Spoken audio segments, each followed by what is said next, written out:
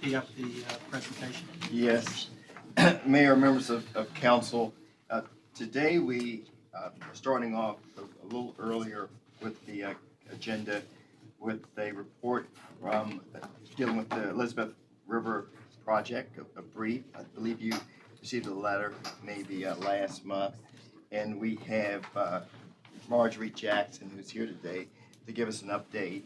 And then after that, Mayor, we can have agenda overview and council interests, okay? Great. Thanks for having me. Marjorie, thank you. Thanks for coming.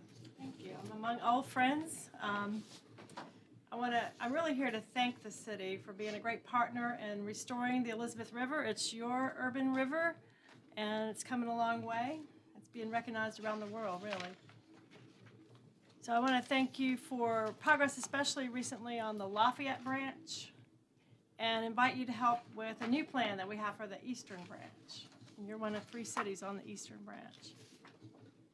So I know that you know that people love Norfolk, especially because of the water, and to me that means the Elizabeth River.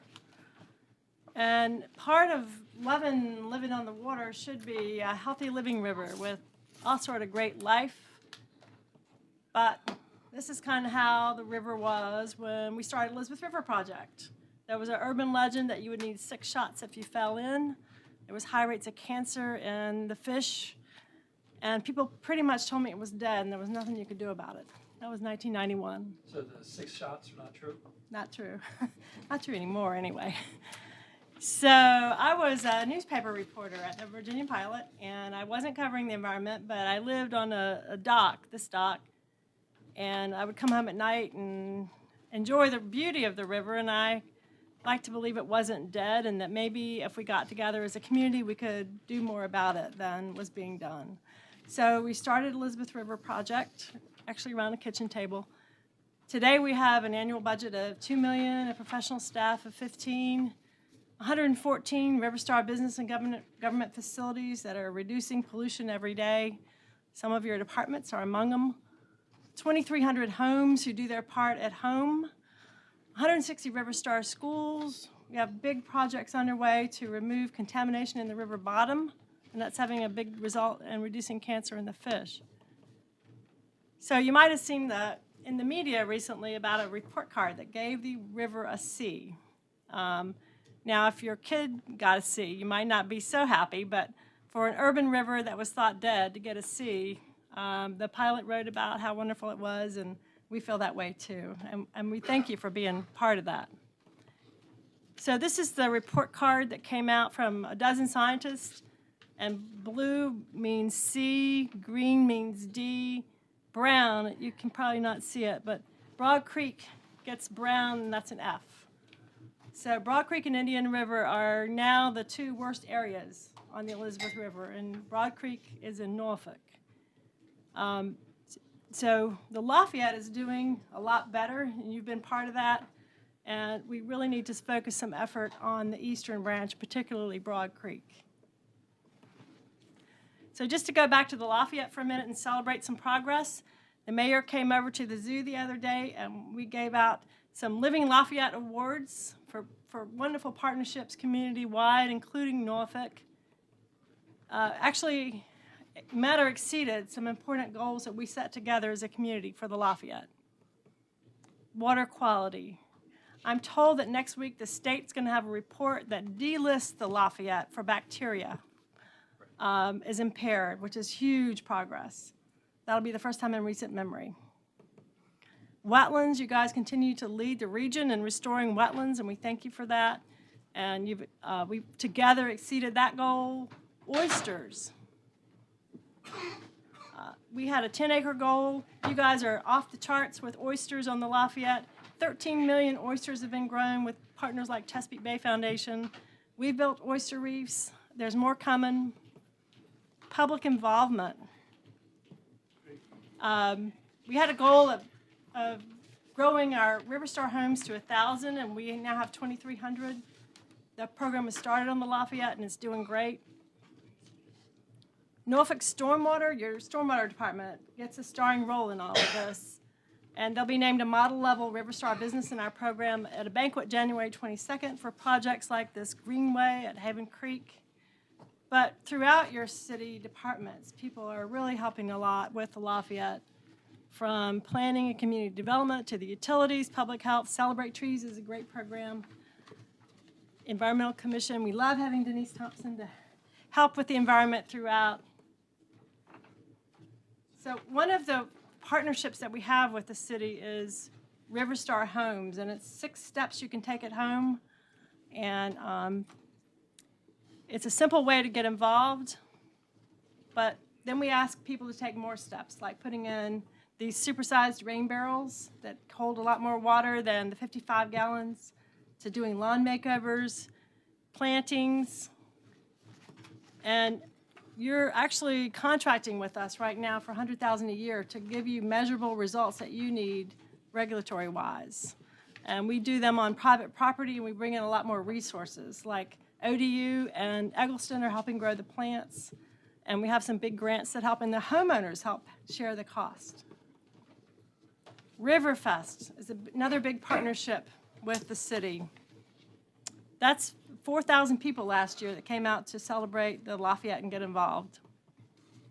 The Norfolk oyster was once famous and eaten and canned downtown at Miles Seafood, and it's been banned for eating since the 1920s. We're bringing it back in a big way with a couple of big reefs the Elizabeth River Project put in just in the last year at Knitting Mill Creek and Granby Street Bridge. People are now seeing oysters this big in your Lafayette River.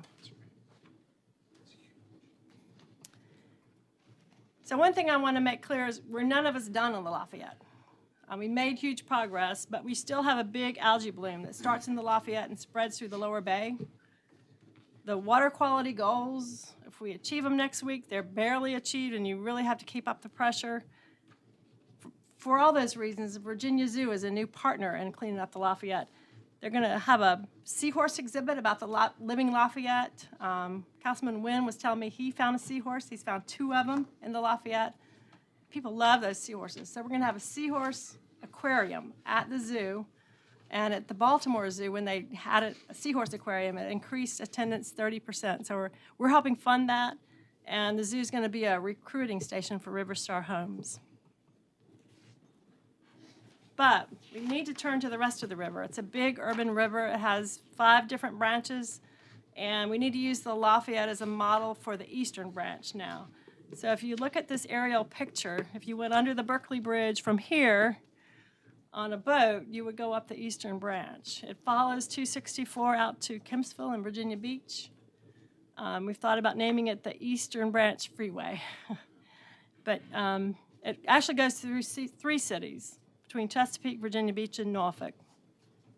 And a big stakeholder group, and we had great city of Norfolk representation, came up with this plan.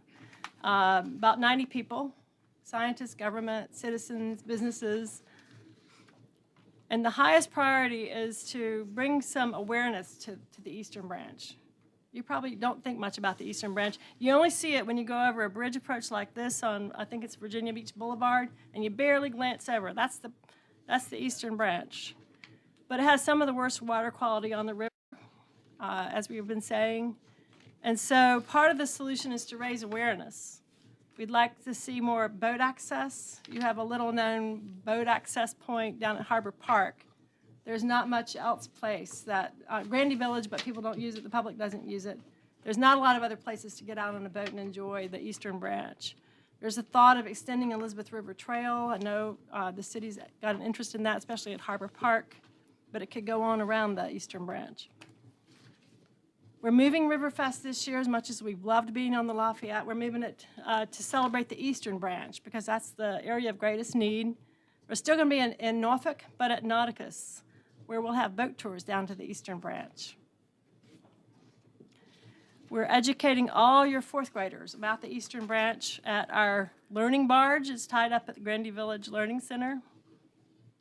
And we want to expand River Star Homes with a big focus on the Eastern Branch. We have a prestigious grant to help us do that in places like Chesterfield Heights with this homeowner. And with your help, we'll restore 10 acres of wetlands on the eastern branch in the same way that we've done and exceeded this goal on the Lafayette. Bridge crossings, those little places where you look over and you see the eastern branch, are a great place for this. We want to grow 10 million oysters for the eastern branch and bring back.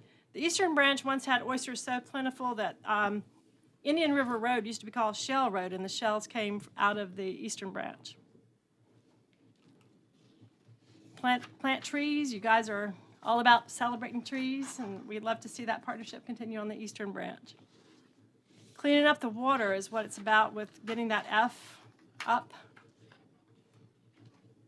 And we have some large parking lots in the eastern branch that have no stormwater treatment. So we'll be working with your staff to do a better job at treating those places and recognizing them as Riverstar businesses. There are enormous amount of septic tanks left, surprising number, on the eastern branch. So we need a regional task force on that topic. And for you guys to continue your large-scale wastewater improvements with HRSD. We're really pleased to have already applied for some federal grant funding to fix up this shore that you're looking at. It's behind Harbor Park. We call it East Downtown. We applied for a brownfields grant. Ron Williams was mighty helpful. So what we're looking to ask you to do today is just continue some great efforts on the Lafayette, continue to make the environment a priority. I know you guys don't even throw away your water glasses anymore. You have glass ones. That's pretty cool. Support your department's efforts on the Lafayette. They're working really hard. I know they're often stretched thin. Thank you for supporting Riverstar Homes and the contract that we have. And we'd like to ask you to endorse the new Eastern Branch plan and consider helping with things like that regional task force on the septic tanks, fixing up the runoff from the big parking lots, continuing to restore wetlands, oysters, and trees on the Eastern Branch, increasing public access, and planning that resilient shore on Harbor Park. And we do all that, I think that soon we'll see the kind of results we're seeing on the Lafayette, like not one but 3 seahorses at Councilman Wynn's house. Brown shrimp up to 8 inches long. Squid. It's a diverse life that's come back in the Lafayette. And I'd be glad to answer any questions. Great, Marjorie. Thank you for a great presentation. Tommy? I think I'm describing it right, but the Cove, an area in Compostela that has some abandoned boats, and do you have any update on that? Because I heard that that's a major source of issues in the river. The planning committee did look a lot at that, and we hoped to rely on the enforcement people, your city attorney. There's some debate over who owns the boats, and hopefully through enforcement that'll be cleaned up. It's not real clear what amount of pollution is related to those boats. I was interested that we're one of 3 cities on Yes. the Eastern Branch. So what are we doing with the other 2 cities as far as collaboration, or is this project just specifically keying on the area in Norfolk? No, ma'am. It's all 3 cities, and I actually went to. So are we as a city, Marcus, working with the other 3 cities for this, or do you know? Other 2 cities? Is this Chesapeake and Portsmouth? Or? It's Virginia Beach and Chesapeake. Yes. So Okay. I briefed Virginia Beach Council, and we're on the agenda soon for Chesapeake Council, and we have an implementation team that's more at the staff level that has all 3 cities' staffs involved. And things like that task force on septic tanks definitely need to be all 3 cities. Yeah, I just, we certainly could have some economies of scale on this, and we ought to make sure that the right hand knows what the left hand is doing. It's not like this river is, an island by itself.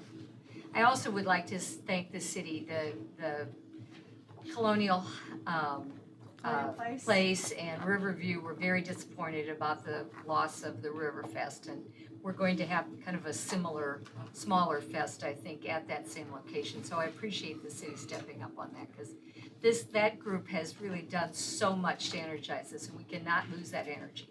So, so now you'll be at Nauticus for the new Right. spot. So, anyway, I wanted to thank Marcus for the city staff stepping up on that. Absolutely.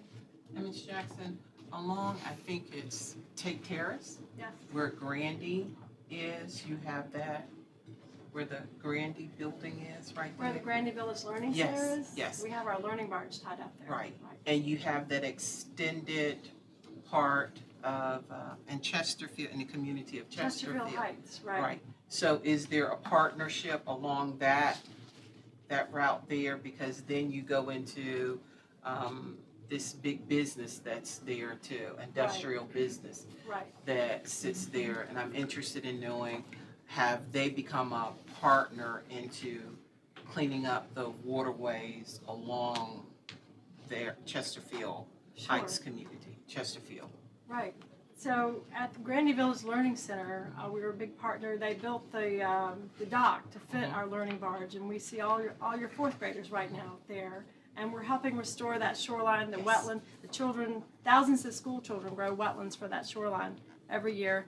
And then moving up, Chesterfield Heights has been very active. They were on our planning team, and we're working with about 35 homeowners right now to increase their property value by restoring their yards in river-friendly ways.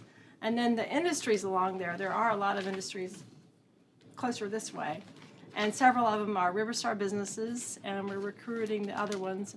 Kinder Morgan recently bought Old Atlantic Creosote, which had some contamination offshore, and they're committed to address that problem. So there's a lot of diverse partners working to restore the Eastern Branch. And we just welcome the city to be a big part of that. Thanks. Marjorie, our endorsement would take the form of a resolution after the manager has looked at the plan and brought it to us. Is that what you got? That'd be great. Okay. One of the early goals, and this is the last question, about the Lafayette branch was that, by, was it 2014, you'd be able to swim and fish and eat the fish. And I mean, are we close to those goals now? So that really is a water quality standard that I think next week the state is going to say that the Lafayette meets for bacteria. But as we went along that road, we came to realize saying it's safe for swimming is a whole different matter. And it really should be your Department of Public Health. And they don't measure with the frequency needed to say it's safe to swim because there's no public beaches on the Lafayette. So what we're saying instead is we think you've met the water quality standard that the state has that's related to that, but we're not going as far as saying safe swimming. There's also complicated things like there was an article yesterday, I think, about the warmer seas, the warmer Chesapeake Bay. That has brought some naturally occurring bacteria that can cause health risks and isn't related to anything you can control. So there's a lot of complications about swimming. Fishing, we set as a goal to be able to harvest the Norfolk oyster in some fashion, and more than 50% of the Lafayette meets, again, the state criteria, but the state hasn't changed the ban. They're thinking about it, but they have a lot of other factors, and they probably would make it so that you have to relay the oysters to another area for 10 days first. But still, you may soon, they've been thinking for a year about maybe changing that. So you may be eating some Norfolk oysters in some way soon. So who would say that it's swimmable? Who would, come down and say that it's swimmable? The Norfolk Health Department makes that call, but they don't measure, there's no public beaches, so they don't monitor Right, but at, there's public use of the river, and people are in the river and swimming and boating and water skiing, so who's gonna tell them that it's safe? I think they just have to make informed decisions. We have safety first guidelines on our website, but we're not the right authority to be saying I that. understand that, I was just wondering who is in the city of Norfolk? It would seem like we shouldn't just punt that just because there's not a public beach. We have a contract with the Public Health Department, And maybe we could talk to them about including that. But I don't know that it's ever been the city's role to determine that. If you have a I mean, public isn't that beach. really, isn't that, like- right? Yeah, you can do that. I I'm mean- confused. So you're just saying, you're just mean- go out there and have at it and, Nobody said that. well then, what I've just said, I what don't are know we that saying? Well, on our, that the city's, I mean, typically that's been a state role or even the federal role to determine water quality issues. on our right? website, we have some precautions that everybody should follow for natural waterways. And some advice from Elizabeth River Project, like we don't recommend swimming for 48 hours after a rain on any urban river in America, no matter some that have won international awards because of the runoff problem.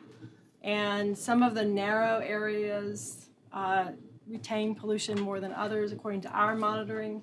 But in meeting with the state and the health department, they really advise Elizabeth River Project not to be trying to take on the role of saying it's safe or it's not for swimming. And unless you have public beaches that are monitored weekly, the health department has a hard time making that call too. So I think, general education is probably the best all of us can do, unless you open a public beach. So if you were a parent, what are we as Norfolk officials going to tell them as far as their children's swimming in the Elizabeth River? Or we're I tell not, them- are we just not doing it? Check out the precautions at the Elizabeth River Project website, elizabethriver.org. And so would you tell somebody that you could swim on the eastern branch if it'd been 10 days since a rain? Not the Eastern Branch, no. All right. I wish it were simpler. It's Well, I mean, really- I see people swimming off Right, it's our really river all the time. a more complicated topic than I ever imagined when we started I talking just about find swimming. it interesting our health department or the state doesn't get involved in that. I just had no idea we did. We'll get an answer for you. Thank you. Sometime before it gets warm. All right, Marjorie, thank you very much. Thanks Thank for you. coming. Thanks for the great work you're doing. That's a good All right, thing. Mr. Manager, you want to do the overview? of the Yes. agenda? So Mayor, members of council, as we get back to the agenda, we have 3 items for you tonight. One is really a follow-up from the council retreat this September, and it is the Neighborhood and Commercial District Capital Programs. As you may recall, during the 2015 budget process, we looked at a variety of programs and capital projects that had been in our CIP for a number of years, whether they were gateway programs or commercial corridor programs. And during the retreat, we had about $2.7 million of opportunities, and the council requested that the administration come back with a plan of how we could utilize these funds across the city. At that same time, there was $3 million that the council decided to spread out in the community, anything from money for Norfolk Public Schools, money for neighborhoods, lighting, and even the Poverty Commission. And the marching orders at that time were to make sure you spend it. Let's not come back in 2016 and still talk about those funds. So that's why it's important tonight to bring to you some options for the $2.7 million. Also, the last time council was together, there were questions about law enforcement and what we do in terms of the neighborhood. So tonight we also have James Rogers and the police chief that are here tonight to talk a bit about neighborhood engagement, some of the questions that came up the last time that we spoke. And lastly, we have David Freeman here tonight to discuss the golf course lease agreement that came up last time you were together. And David has a short presentation to walk you through it. But Mayor, before I turn it back over to you, I would like to make one introduction. So tonight I'd like to introduce to everyone the new Director of Public Works. But before I do that, I do want to thank Richard Broad, who stepped in after John Kuiper retired over the summer. And Richard has done a great job in keeping us on course. And I believe we have a great dynamic duo right now as we bring in David Ricks. So David Ricks, he has more than 30 years of, David, if you can stand up.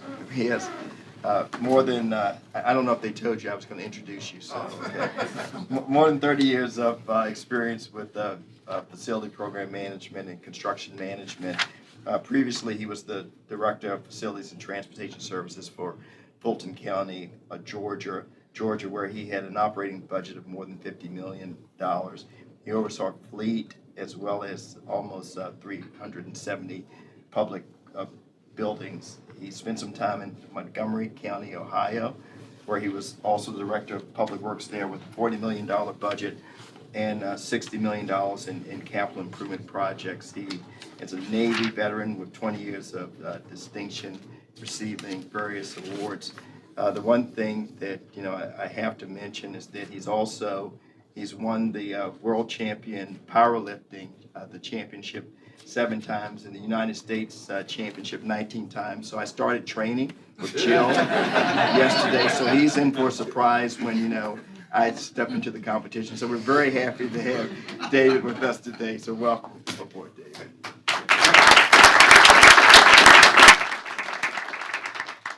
Well, on behalf of council, welcome, Mr. Ricks. Glad to be here. We're going to try to keep the jokes about heavy lifting to a minimum, but we were all very fond of Mr. Kiefer. You have, he was quite a distinguished public servant, but we know you're up to the job, so it's good to have you here. Really. The Kiefer could take, depending on if he liked you or not, it was the question how far he could stretch those dollars for you. Or sometimes they went away and sometimes they came back, depending on the project. So we'll figure you out soon enough. Okay. Well, thank you. Thank you. Yes, sir. Thank you. Okay. Then we'll do the council interest and then we'll break for lunch. Andy? No, sir. Okay. Well. Okay. I do. Okay. All right. A couple of weeks ago, I had a question about what was the city going to do to address our population of homelessness and feeding the hungry. So at that time, I decided to go ahead and get some things started. So on December 20th, and I really would like to thank everybody who's helped me to work on this, and Andy, you agreed, and I would love to see all of my colleagues on city council there. We're going to address that need at Richard Bowling Elementary School. And we have some great partners, small business owners, one in particular, Mercy Chef, who's looking to make its home base here in Norfolk. They feed internationally as well as local and across the United States. So they will be there, and they serve everything from scratch, and it is good food. The Norfolk Police Department has decided that they will be also a partner, so thank you, Chief. And it's just going to be a wonderful event. We have buses. Norfolk Public Schools is a part of this great partnership. They're going to provide transportation, but I do need help with transportation for our senior citizens, so just to let you all know. But we're going to have a great time, and I hope to see everybody there. And thanks again for all of Mr. Rogers. I don't know where he is. There he is. Your office has been great. So that was my interest for tonight, to feed the homeless and just families and children from across the city. All right, Minnie. Thank you. Thank you for the invitations. Thanks for the good work.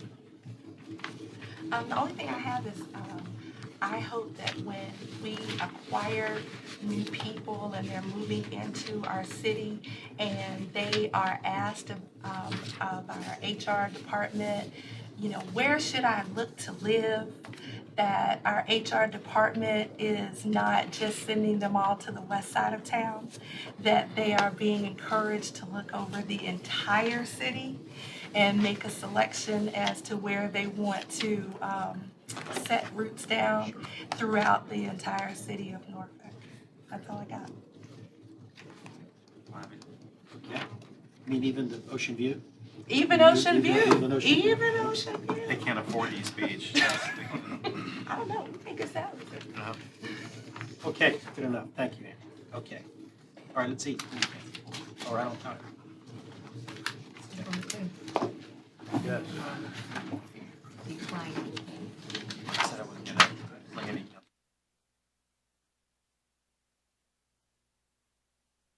The funds that this council has had over time that we could infuse back into the neighborhoods.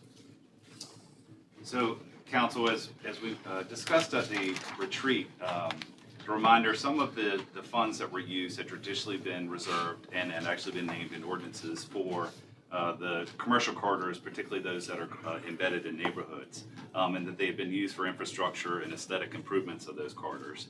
We made the recommendation that as we look at this, we recommend that as a policy that we apply both complete streets and placemaking efforts towards the use of these funds. And that the recommendations be based in part on what is in Plan 2030, that the area plans that we've had that are embedded within Plan 2030, and pending task force requests that we've had through either the Civic Leagues or the individual task force. We worked with all the departments that have had touches on that, particularly in the past couple of years, looked at the list, the pending list and wish list that have come from the task force, and gleaned from that, bounced against 2030, some recommendations. What we recommend is that the dollar amounts in the areas that we were recommending this evening, that we make sure that we have a valid, that we validate what we're recommending for the area with each of the task forces. This past quarter, since we've had the retreat, some of the task forces or civic leagues haven't met, so we still need to use the next quarter to go back for that. Reminder about complete streets, the policy that's embedded in Plan 2030 that we're adopting is that the streets are for all uses, pedestrian, bike, transit, and the car. And we have a ways to go to retrofit some of our streets that from the very car-centric 20th century. And that placemaking opportunities create that sense of place, that place that promotes health, happiness, and well-being. And when used effectively, both of them can have a positive influence on all economic indicators. A couple of examples. Case study from New York City. They've been very robust in use of complete streets, particularly over the past 4 years. This is what was called the First and Second Avenue Select Bus Service project. They used all complete street techniques to change this, which is a major arterial, and this is not exactly what we're dealing with in this program, but this is an example of how bold you can be and the data that you can get from this. They take the same corridor and make it applicable to the pedestrian, to the bike, to parking, and dedicated transit. And some of the data that you get is that, for example, increased bus speeds at 18%, that you have fewer commercial vacancies, that safety is paramount in complete streets, pedestrian safety. So you had 37% decrease in injury crashes. This is some of what we can get, and this is what we're working on, particularly planning and public works on trying to roll out across the city with the available funds that we have and leveraging them for other federal or state funds. So do you have an example of a particular street that could look like this or look like something, some variation of this in mind? Or, that you guys are working on or something? Yes, this is bold. I just want to show you an example of how bold you can be in the individual use of techniques, pedestrian, bike, transit. When we're talking about the corridors that we're speaking about, an example is on a small scale, Hugo and Sewell's Point Road. There's a crosswalk there, yet it's not, we can approve that crosswalk to make sure it's completely evident to that high volume of traffic that comes through in the afternoon. 35th and Newport, great infrastructure as we've mentioned before, but it wasn't necessarily done from a complete streets perspective when it was done a few years ago. It needs some traffic calming and needs some better identification that this intersection is going to have major pedestrian crossings, particularly when the restaurant comes online there. So that's what we're talking about. The limited funds, we want to target areas where we think we have the most impact, and in part they're based on where we know we have retail and we have the emerging businesses. And so we have more activity. It wasn't necessarily always designed for that activity because it was car-centric. We want to promote that livability, that placemaking aspect in these commercial districts Is there any plan to take some of the wider streets that have possibly been taken from a 2 or 3 lane to maybe a 4 or 5 lane and use some of those, make better use of those lanes? The plan is not there yet, but we have direction and a policy to try that. And some of what we have to balance is state funding, and what does that mean for us, whether or not we lose any funding. That's in part why we made the amendments that you approved last week that Brian recommended. They play into that for bikeability and or whether or not we lose funding for resurfacing. So that plays into that. A prime example where we know we could do it tomorrow, though, is the short segment of Monticello that's on the north side of Brambleton, right there by the old Golden Triangle. It's 5 lanes, the traffic volumes aren't there. So we have looked, we just want to make sure that there aren't unintended consequences. But if we keep using some of the techniques we've used, for example, like in Better Block, where we do a rapid implementation, do it as a pilot project, make it temporary, test it. If we haven't invested too much, then we can reverse it. We tried it for a day on Virginia Beach Boulevard, right there in front of Harrison Opera House. We took 2 lanes out, and we made them parking, and we had bump outs, and we didn't. You know, it was unscientific on the, but anecdotally, we didn't see that much of a change. We didn't see backups. We want to go back and try that as a longer-term pilot project, and use some of these test areas to see how then we could do a major corridor and build for a plan where we could get leverage some investment for a major plan like that. Granby north of Riverview is the prime example of how, maybe a corridor that you could do that in. And so, Ron, could we mix it with the business district already here in Norfolk, along with some of the communities as well? Could we do a trial run with both and not just to focus on the business district, but could we test how it would work in some of our communities where there's not a lot of retail, but some retail there? Do a trial run or study to see if it could possibly work in the community areas. It could. I think we need to spend some time working Okay. on some areas to look at for that.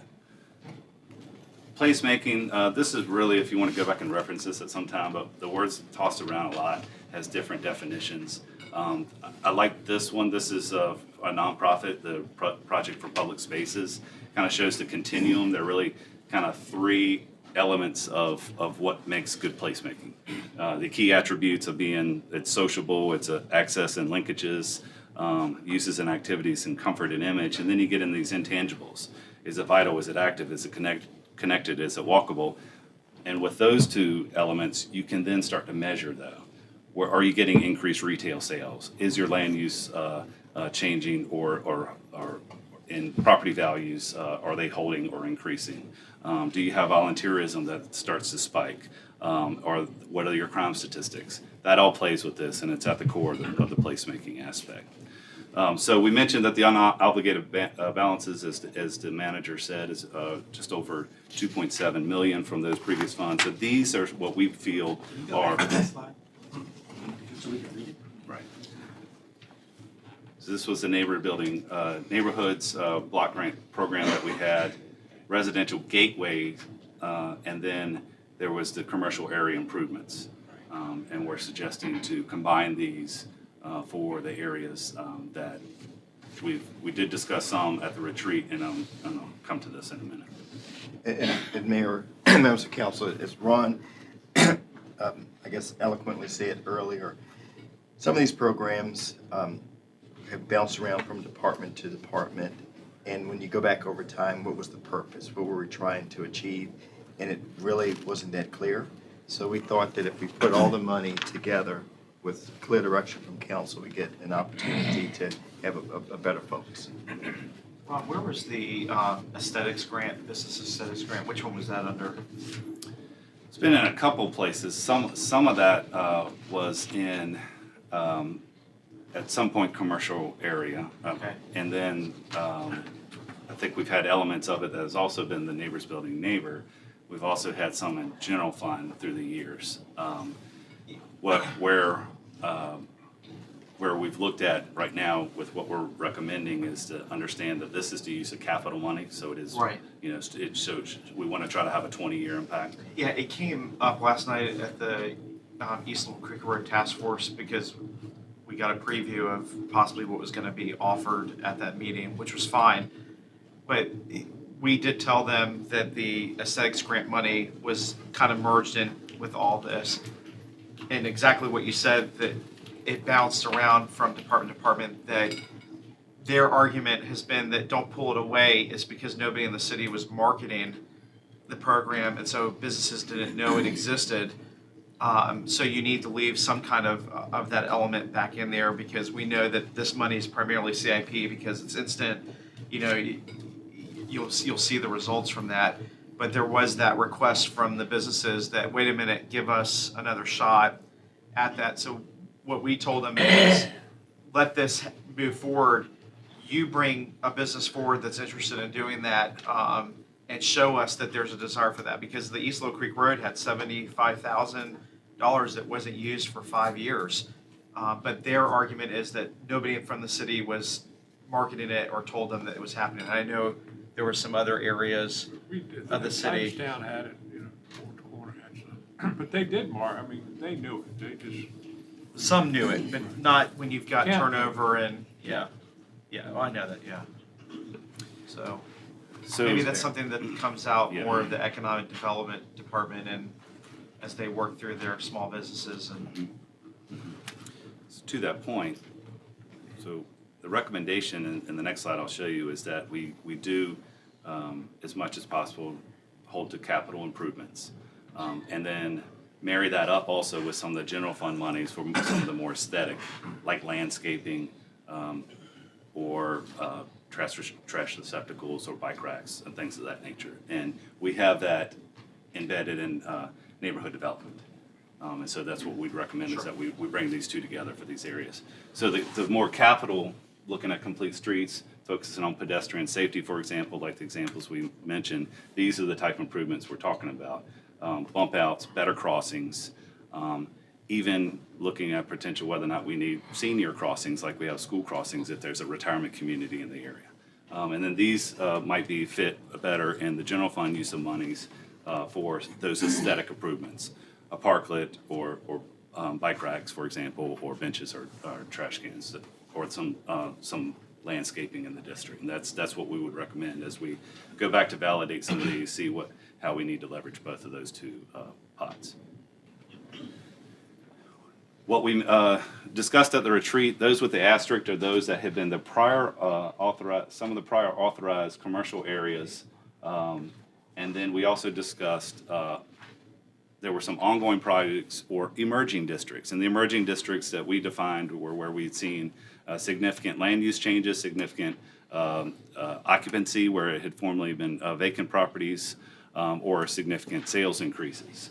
And there are two projects that we had already a plan for. Number one was the Brambleton Avenue. There's a plan that has Brambleton Avenue improvements that started at Collie, that can extend even to Norfolk State. What this project does that we had recommended and was the ordinance last meeting was for leveraging that with VDOT revenue sharing, because it is a major arterial corridor, and continue that improvement for the two major intersections. We've been able to do it from Collie Avenue all the way to Bush. This would bring it 2 more blocks at Granby and at Monticello right there next to the scope. And so that's the reason for that there. Ward's Corner is again with a signalized crossing right there near the bus transfer that's at Ward's Corner, at Admiral Taussig crossing and at Granby. The others, we feel, in the nature of the district and what improvements that realistically, these are the recommendations, again, based on these lists or discussions we've seen at task forces or what's in Plan 2030. They're all similar, but a little bit different, and these are the recommendations that we'd like to take back. 35th Street, for example, good infrastructure, great sidewalks, great lighting, need some pedestrian and bike improvements. So that's what we'd recommend. Collie and 21st Street, we have a gap. 21st Street has had, through the years of the commercial area, ongoing $200,000 pops through for about a decade.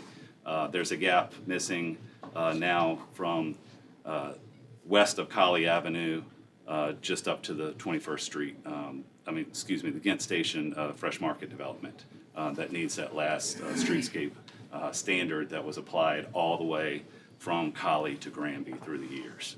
And so these are our recommendations. There is I know that before Kiefer retired, he had done some preliminary drawings regarding the Ward's Corner area, somehow linking further north of Taussig, being able to pedestrian link from where Forest Lawn is and Bayview. And I know the drawings have been done. I haven't seen them. I know that it was mentioned that they were done. I know that deals with pedestrian improvement, being able to link Bayview to Ward's Corner without having people trying to deal with that area where the interstate is, Right. where ramps come down, and we know that causes a lot of problems. If you could somehow And not that's- drop that project also. and at least begin moving that. Evolved into a direct conversation about that with Okay. VDOT and see if they can find a way to do something. We've seen a benchmark project in Arlington County Okay. with very similar scenario. VDOT partnered, and we need to get this district to kind of step up and help us do that. And we also have if not this next fiscal year, the next fiscal year, that is one of the areas with resurfacing slated.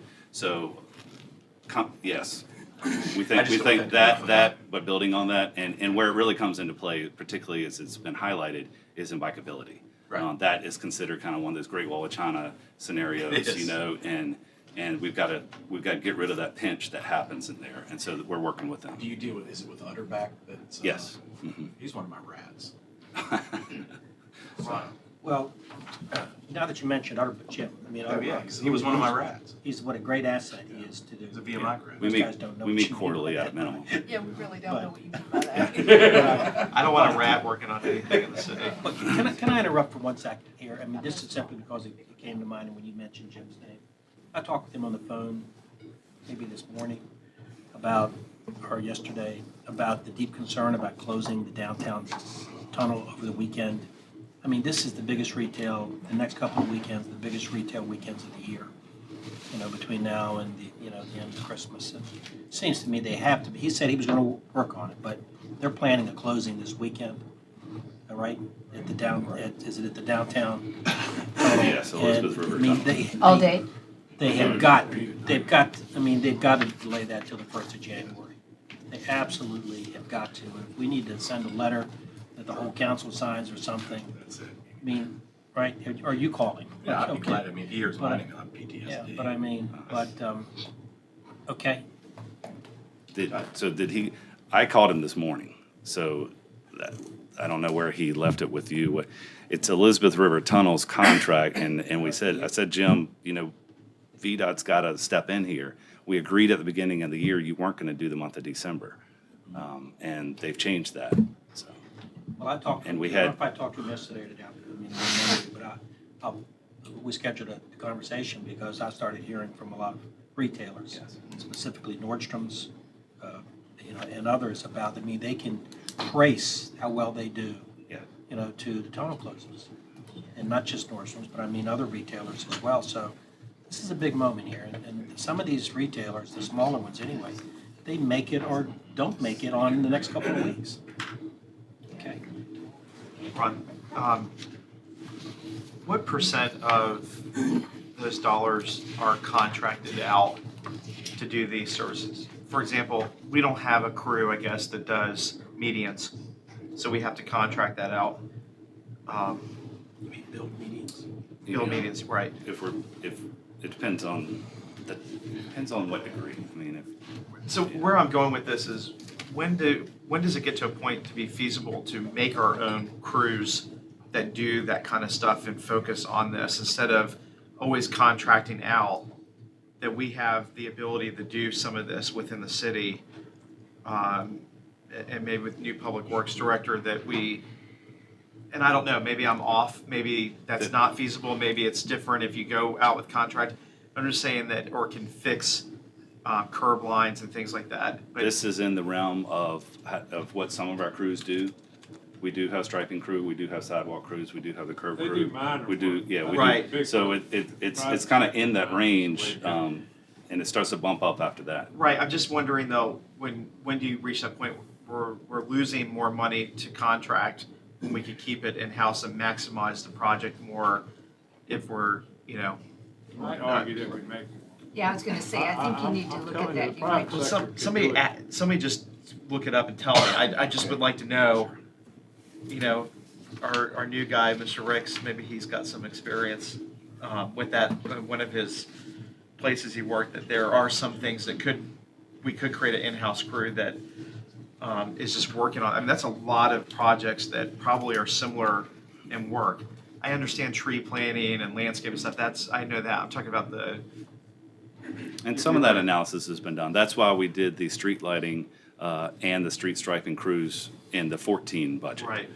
Was for exactly that reason. In part, we had a hard time getting contractors. In part, we thought we could do it better ourselves. And then at the retreat with the $3 million, we had allocated a certain amount for new streetlights. Yes. Is there any way to take that money?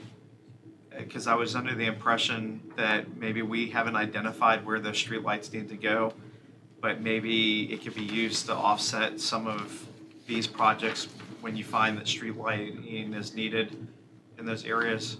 Unless Richard, unless you guys identified places, but I was under the impression that you don't know where. We're It hasn't still been specifically identified where more street lighting needs to go. We don't have specific locations at this point. We have a lot of requests. Right. So we're gonna have to work with Ron, of course, our new director to. But I was thinking to help enhance some of this, 200,000 is not a lot, but it will mean something. But if it meant taking 50,000 out, say in 35th Street, and you've identified places that need street lighting, and you add that into that, it makes that grow, and that makes the project grow a little bit more.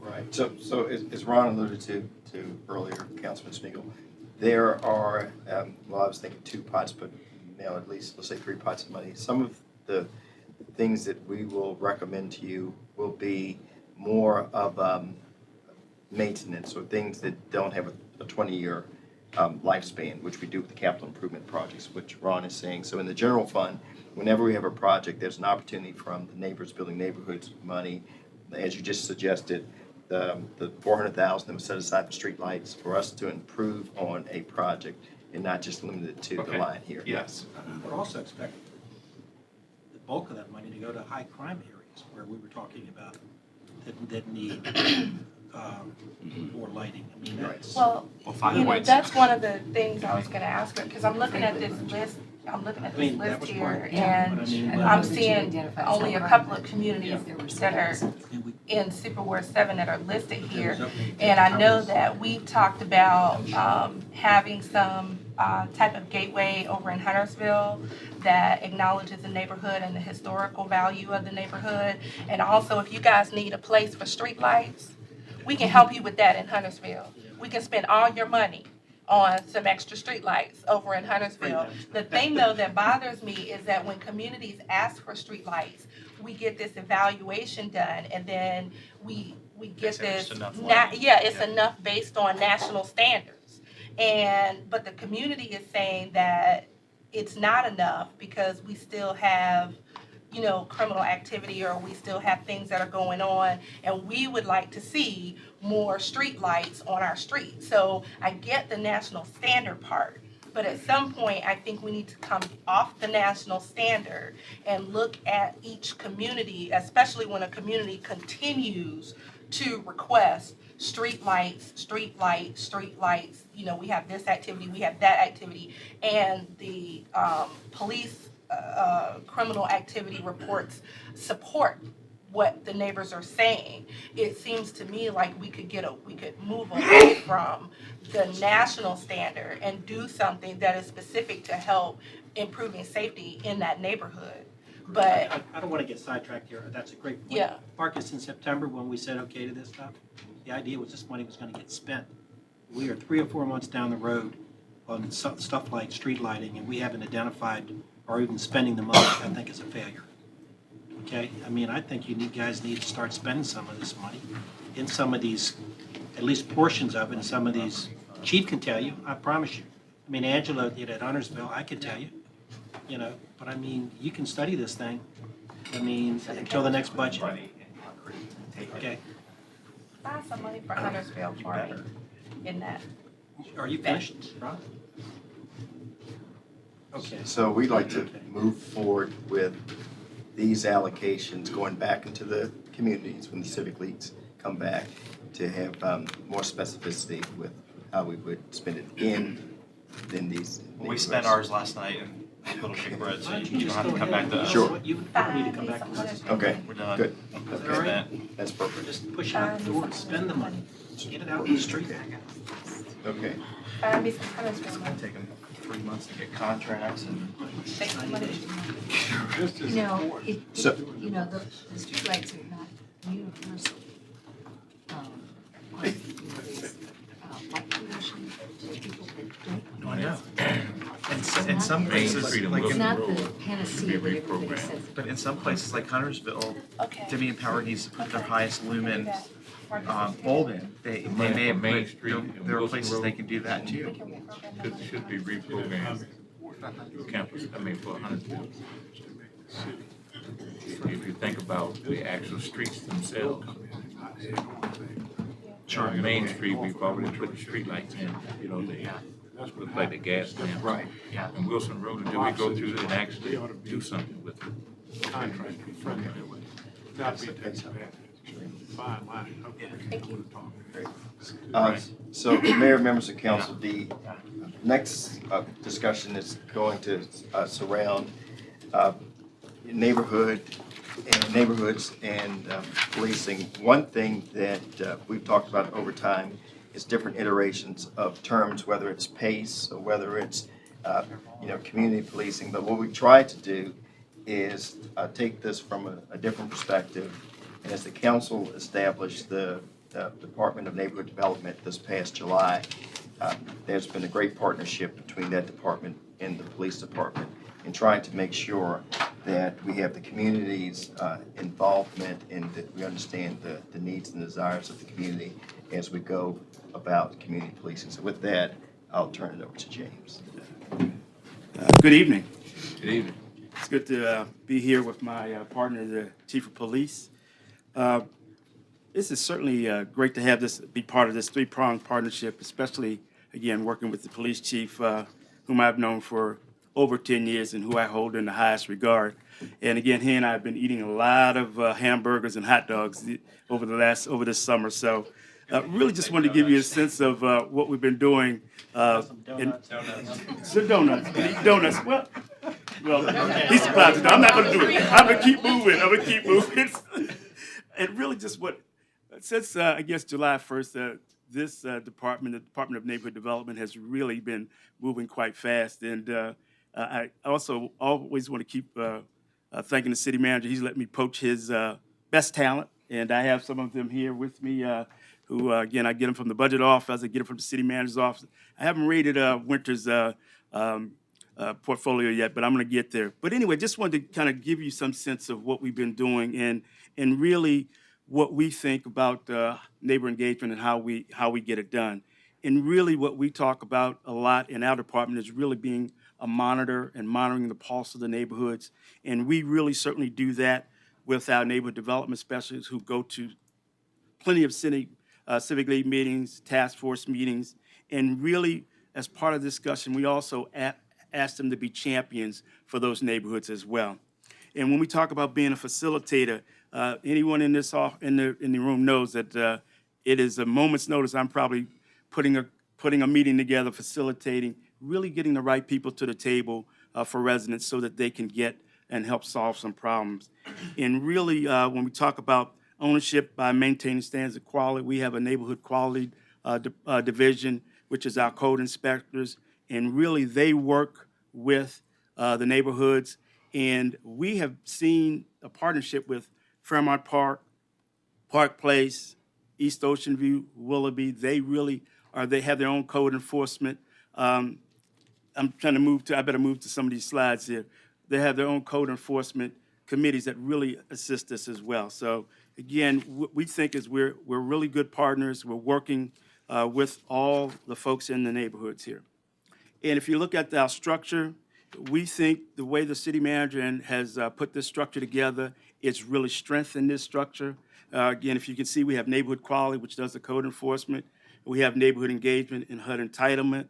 Those folks work constantly to build this structure so that we now can penetrate and be out in the communities that we need to serve. And so, again, we really are proud of this, that with the HUD entitlement, with community development block grants, with the home grants, and with the emergency shelter grants, those, again, help us leverage communities so that we can raise the status of our communities. Really, when we talk about the method, and for me, it's always about perspective. We look at the glass as half full in terms of when we go to these neighborhoods. We always think the challenge is really look at them in a new way, not as problems to be solved, but how we can look at those assets and celebrate them and grow. Sometimes government has this view that we can do everything. We don't think that. We certainly think we need the help of the community, and that's why we go out to them. We really listen to what they have to say. The other part of this is really the philosophy. And for us, what we try to do is, in terms of philosophy, for us, it's not something that you change or the flavor of the month. This is something consistent that we do every day. We think about how we're going to have an ownership and investment philosophy that really engages those neighborhoods. And so we are constantly working on this, and really that helps us create neighborhoods of choice. And when we're talking about neighborhoods of choice, we're talking about places where people want to live, places where there's a sense of investment, time, and energy, and places where communities or neighborhoods successfully manage their own issues. Again, we are part of that solution in terms of bringing whatever facilities we have or whatever folks we have for with the city. But again, we just believe that those answers are out in those communities. We just have to be that facility. And one of the other things that we're doing to really accelerate this is also we want to make sure we have a neighborhood training that we're going on with neighborhoods, about 25 people in that training this week, and really we're giving them those skills of actually working, being facilitators, talking about conflict resolution, really building consensus. And so again, we want to be that entity that helps them do that. As we look at the tools that we have, what we're talking about, again, we have several tools that we look at: the Better Block, Neighborhood University, Block by Block Pride. So again, one of the ones that we've really been focusing on has been those 3 block by block ones at 35th Street. We've had one in the Arts District, and the last one we just had recently was in 5 Points, and really just give folks an opportunity to look at what's possible in their neighborhoods. And again, we use all of these tools in our toolbox to really, and when you talk about neighborhood universities, we're talking putting about a cadre of, and putting together a group of classes that residents can take throughout the year. Yes. But again, for us, it's, again, we are trying to put it all in one place. So again, when the chief has his civic league, his police academy, we want it in one book. So people don't have to look here, look there. They can look in one place. Even when Jim has his CERT programs, we want to put that CERT program in there. And anything else that the city is doing, we want to put it in that neighborhood university so that folks know where it is. They can go one document, look at it, and really access it. So again, we think that's how we can engage those folks. The other part of this is, we look at residents, and it's not on this slide, but what we do is we try to make sure we're understanding the needs of the neighborhoods. We're always constantly listening to what they have. And most of all, I think we believe in what the neighborhoods have to say. And again, we come back, and I know the manager probably looks at us sometimes, but we're always championing the neighbor's perspective or the resident's perspective. And I really appreciate him having us around the table because, again, we'll raise our hand and say, well, we've been hearing this from the neighborhoods. And so, again, and then now we can look at a perspective holistically versus just what the city thinks about things. As we go through, and the biggest driver for us in terms of this is really our neighborhood development specialists, really for accountability. We have 5 of them out there, and they're divided into each one of these, what we call neighborhood service areas. But the big piece of this is really what we do is consult, communicate, and connect. It's what we call C3. Really, we're the professional assistants, provide professional assistance. We use it and get it from anywhere in the community or in the city that we need to. We're certainly always connecting and really being a link to them, being the portal for them. And also, as a big portal for them is the Norfolk Impact Center. So again, we do not discard that. But again, we want to be that link for the community and always with an eye on building partnerships, because we think once you build those partnerships, now you have real relationships. The next slide will give us kind of a cadre, and I said I'm a little shy sometimes about telling what we're doing, but again, I said this is going to be my opportunity or our opportunity to tell you what we've been doing, and you see a whole list of things where we're involved in. Be it a movie a night, be it mold remediation, shoot hoops for not guns with basketball, partnering with the chief, and again we were over in Berkeley this summer. And when you look at when you looked out on the court, you didn't know the police from the players. They were a little bigger, but that was okay too. But again, the police. but really making sure that again, if you meet them where they are, then you can have a dialogue, and then the relationships begin. The one I really want to highlight too is that we have again, when you look at ODU, we have a 3rd annual Light It Up, Lock It Up, where we're talking about crime prevention along with their police officers. But there's also one coming up this Saturday, December the 13th, over in Berkeley. There's going to be a march. And what we want to always do is really support and embrace and encourage those things. And what we're doing behind the scene, along with the police officers and the police department, fire department, is really working them, helping them in any way possible in terms of assisting them with them. And as Councilman Johnson said, I didn't get it on this slide, but December 20th, we'll certainly be out there with you, working with to help feed folks in that neighborhood. So again, these are things that we think are important. It's how we line up. It's really what we try to do. And I really end my portion of this presentation where the manager really began. And really, this is about building trust, developing partnerships in the neighborhoods, fostering open and candid discussions. As I said, when the chief and I are sitting in those, eating those hot dogs and hamburgers in folks' garages in their backyards, you can have candid dialogue. They don't have to get it through me, they get it directly from the chief. And so again, those are the kind of things we want to continue to do. This chief has probably been in more people's houses, I tell you, than I can imagine. And then we also want to keep that lasting relationships between city staff and those residents. The manager always reminded me, and what I try to keep in our heads when we're out doing this work is really about valuing every neighborhood, valuing every resident, and really making sure that we treat every resident in this city with dignity and respect. And so again, that's the driver for us. And again, I thank you for your time, and I'm going to hand it off to my partner, the chief of police. James. Yes. I just want to comment on 2 of the things that you do that I really like, and that's the landlord rights and responsibilities and the renters' rights and responsibilities. I think those are very key because we have good tenants and we have good landlords, but we also have some crappy landlords who have good tenants and they don't know their rights. And so I think that it's very helpful that from a city perspective, we show people that even if you're not a homeowner, we still care about you, and we want to make sure that you're educated with knowledge to be able to help you. And then for landlords to let them know that there is an expectation that they have to meet and maintain. And so those are 2 that I really appreciate for a lot of the communities that I serve. The one thing I would suggest is perhaps instead of on Thursday at 10 o'clock when most people are working, that perhaps we bring that maybe down to Thursday at 6 o'clock or maybe on a Saturday or something, where people can actually, more people can attend and get the benefit of the information. Yeah, and I think this one that we're doing, we listened to you, the one we're having in January is on a Saturday. Good, yes.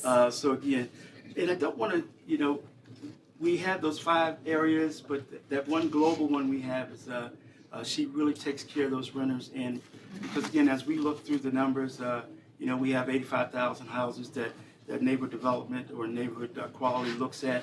55% renters, 55% renters. And again, they are no less than anyone else we have in the community. And again, we just think it's a part of education, and really it's a big one for us. And so it's one that we're going to keep a focus on. And the neighborhood specialists are fabulous. Well, I appreciate it. They Thank really you. are. James, I took the class. Did you? For landlord. I don't own anything as far as property like that, but I really wanted to know. And it was, I think, the second best workshop that I had attended, other than the budget that you all did. Okay. I keep And stressing I that don't mind. budget. I don't mind being second fiddle to the man. I wanted to say thank you to James. Since he's come on in this new position, James actually shows up to the task force meetings, so he's not just leaving his area service managers there. So he always showed up in my task force meetings. So this is really nice that he's there showing support, and even like last night at the East Little Creek Road, he was there, Michelle was there, Ray was there, and then Richard showed up, which I didn't even know he was coming, but he came as well. So it was really nice to see that support and appreciate that. Which brings me to the next point, is that we don't market what they're doing the way that we should. And we have a lot of good things through Neighbors Building Neighborhoods, but our civic leagues are still old-fashioned to the point that they need brochures. And I think that a brochure that talks about the neighborhood development department, what you guys are doing, who the key players are, because there really hasn't been a lot of transition in that department, which is good. But going out there and telling people this is what we do, they want to see that, not directing them to a website and saying, go look at a website, or waiting for somebody to introduce them and say, this is what they do. Go out there and let's tell people this is what we are doing. Now, how long, Bob, you guys can do a brochure in no time, right? Yeah. And James, are you guys do you officially have code enforcement now? Yes. You do? Okay, Yes. so that's Yes. good to know. Yes. I know Lorenzo is, but I know there was this gray area between planning and you, so. Well, we have. Okay, And good. we're glad to have him, I tell you, so. Yeah, But okay. anyway, thanks so much, and I really appreciate the council's support as well. And a bit of it is this, because I'm so shy and try to stay behind the scenes. I'm gonna probably have to start getting out there a little bit, Lori. So thanks so much, I appreciate it. Thanks, James. Good evening. There's a piece of me that wants to get up and say what James said and then go sit down. I just want to say it has been a great relationship between the police department and the Department of Neighborhood Development. James and I have known each other for a long time, since the days when I was working back in internal affairs. I got to tell you, the people that work for him are fantastic. What's happening at the ground level between our community resource officers and the neighborhood development specialists is truly phenomenal. The way they're able to work together, pull resources into an area, and then get things done is nothing like I've ever seen since I've been on the police department, the 25 years I've been here. So I think it's a tremendous asset, and this is certainly a partnership that we want to foster between our two departments to continue the work that we're doing. To get on to a couple of things that we're trying to do on the police department. This is our watchwords for the police department, the vision we're trying to carry out: innovative, progressive, community-oriented. As James has said, we've spent a lot of time here recently, starting back in the summer, eating a lot of hamburgers and hot dogs, doing a lot of community engagement with folks. The idea behind this, as he said, was to get people in a very informal setting to talk about their perspectives on the police, and so the police can talk about our perspectives. So we can have a real conversation. Sometimes when you get in a big group, you're not able to talk to one another with any type of intimacy or deep thought. So by bringing smaller groups in together on a more frequent basis, we're finding that the conversations are much richer when we talk about what's going on in the community and we talk about what's going on with the police department. We're able to explain why we do certain things, but we're also able to hear the concerns from the community so that we can adjust our tactics if we need to be able to be responsive to what they want to do. The idea being is people have to understand that this is their police department. It's their police department, so we're going to do our best to be responsive to what they need. Sometimes it's just a matter of an explanation. I'll use an example. We get a fair number of complaints on officers because they'll do a traffic stop at night and they will immediately put the spotlight into the mirrors of the car, which is blinding for the driver. There's a reason we do that. It's an officer survival tactic. It is a way for us to illuminate the inside of the car so we can see what's going on and make it a little bit safer for the officer to approach because of the number of officers that end up getting hurt, killed doing a traffic stop. So once we explain that and they understand that it's not the officer being rude, this is something we train them to do in order to ensure their safety and, quite frankly, the safety of the individual in the car, there's an understanding that takes place with that. So a lot of times what we try to do is just make sure we explain what we're doing. And through these conversations, by being in this small, intimate group, we're able to do that a little more effectively than we can in some of our other forums. I started out my tenure as chief. I made it my goal that I was going to go to every civic league in the city of Norfolk in my first year. And what I rapidly found out was that there were over 200 recognized civic leagues in the city. There's 365 days in a year. A lot of them don't meet in the summer, and there's one of me. So instead of this being like my first year thing, it's now my continuing mission. And I go to civic leagues on a regular basis. There's not too many months that when the civic leagues are in session that I'm not at a civic league, meeting with them to talk about the police department and talk about what our perspectives are and to hammer the message home that this is your police department.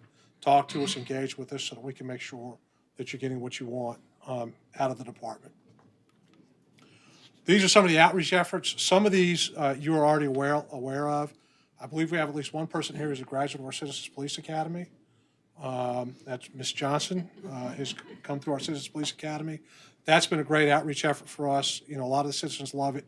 They get a chance to come in and see how the police officers are trained in a small way. So again, it removes a lot of the mystery of why police officers do what they do. We have youth academies that we run through our middle schools. That's been a great program for us. We participate in the Virginia Rules program with the Norfolk Public Schools. We have a Criminal Justice Explorers Academy with the Norfolk Public Schools. Building relations before graduation. What we started with this last academy was we required the recruits to have a community service project prior to their graduation. The idea behind this is that before they're ever a sworn police officer, they have to make a connection with the community someplace. So what this group picked was a Halloween event that was called Trick or Trunk. And I don't know whether anybody saw it on the news, but we had our recruits, some of them dressed up in costume. We provided a safe place for the children to come out and get candy and see the police and see us in a different light. The idea behind this is if we can get our recruits to bond with the neighborhood before they're ever sworn, it lets them understand that we are a service organization and the citizens of Norfolk are the people we provide the service to. So it just gets in their heads right, early on that, this is what we should be doing, engaging with the community.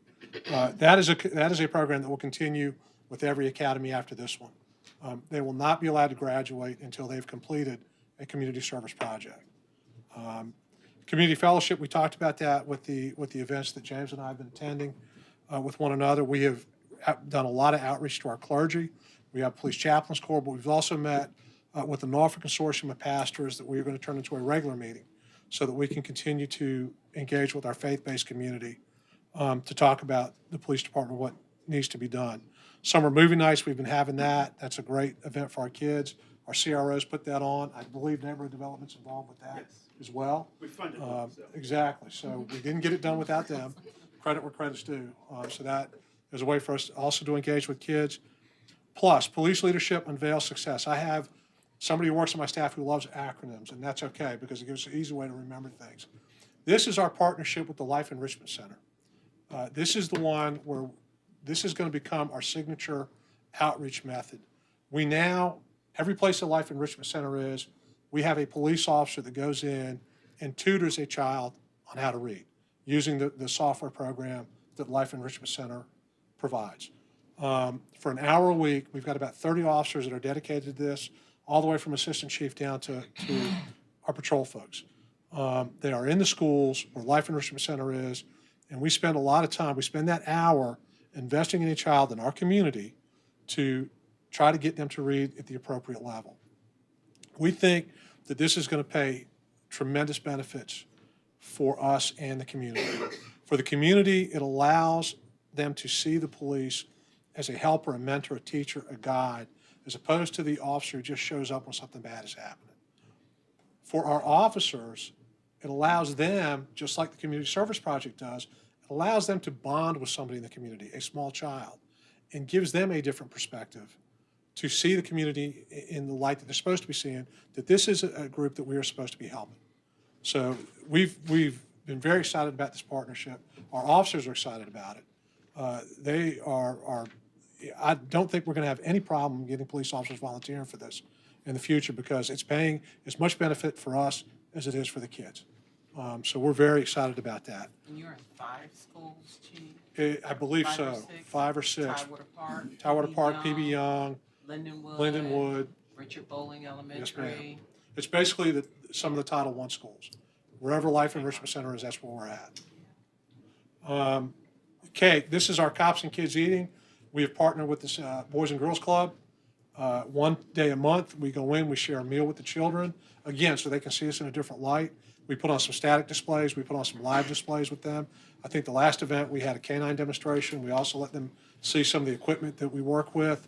You know, one of the telling things about this is we had an officer come up at the end of the thing and says, why didn't we do this before? You know, he was moved tremendously by being able to relate to the neighborhood in a way that didn't mean I was on a call for service. So again, this pays as much dividend for the police department as it does for the community by us doing this. We also recently have become engaged with some folks at Gethsemane Baptist Church, trying to see how we might assist with the My Brother's Keeper program that the president has put out. So we have committed to having a representative at either my level or an assistant chief level attend all those meetings to see what they need from the police department so we can participate in that as well. We have a speakers bureau run through our crime prevention unit. I would encourage anybody to contact us. If you need somebody to talk about a policing matter, we will provide an expert to come talk about that, whether it's crime prevention, investigations, narcotics investigations, gangs, canines, our dive unit. We'll send somebody out to come talk to explain that. Our Police Athletic League, we are looking to expand that. That is something that we get the kids involved in playing baseball, basketball, some other things. Teens with a Purpose, we formed a nice partnership with them. Stand Up and Speak Out, we've had a couple of public service announcements where we've been able to engage with them. We've also engaged with the Willis Broadcast Group to have radio call-in shows.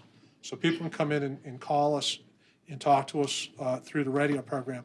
All of this is geared towards making sure the police department, along with the help of neighborhood development, is out in the community so that we are one with the community. We can't carry any legitimacy as a department if the community doesn't see us as part of them.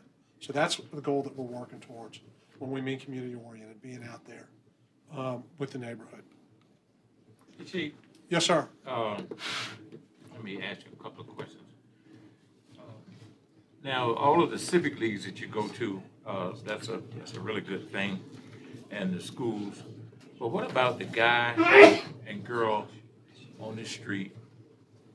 You know, that all they see is policing coming through, and policing is done through the windshields.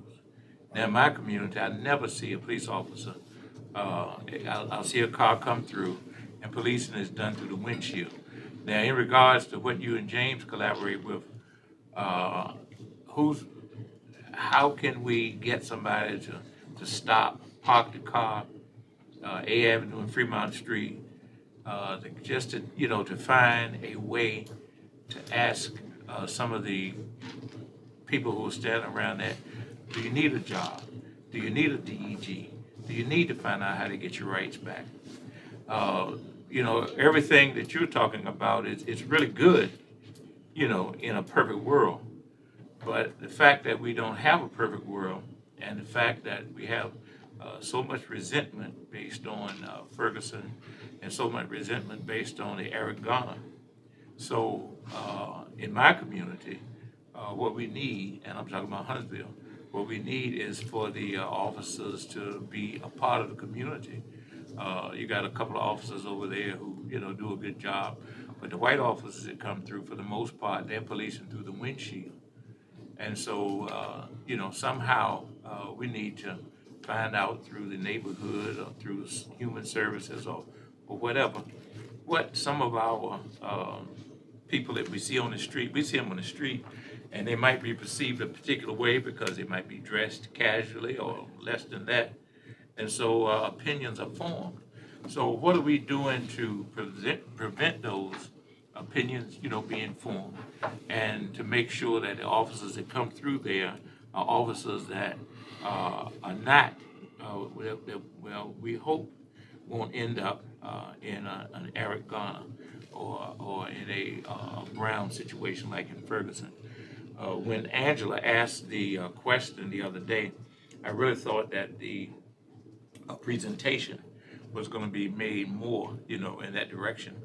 And so, these are the type of things that I think that a lot of the people in the community are looking to hear.